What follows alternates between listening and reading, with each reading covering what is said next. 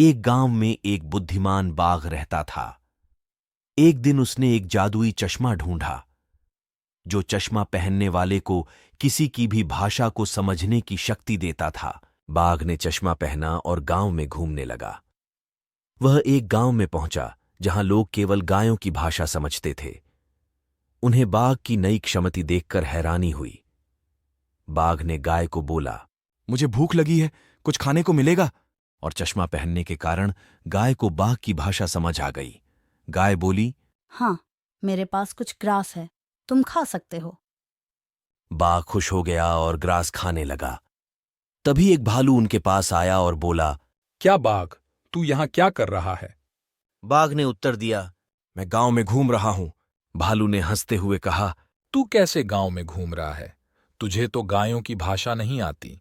इस जादुई चश्मे की मदद से मैंने गाय की भाषा सीख ली है। भालू ने भी चश्मा पहना और गाय से बोला, गाय, मुझे भी भूख लगी है, कुछ खाने को मिलेगा? लेकिन उसका चश्मा कुछ और ही था। गाय ने उसको गाय की भाषा में समझाया, तू तो भालू है, तुझे ग्रास नहीं, बाघ की भाषा आनी चाहिए। भालू ने चश्मा बदला और गाय से फिर से पूछा, अब कैसे? गाय ने हंसते हुए उसे बताया। अब तू चींटियों की भाषा समझेगा। भालू बहुत नाराज हो गया और बोला, अरे, ये तो और बड़ा मूर्खपन है। इसी बीच बाघ और गाय हंसते हुए भाग गए, क्योंकि चींटियों की भाषा में भालू ने बहुत सारे बुरे शब्द कह दिए थे।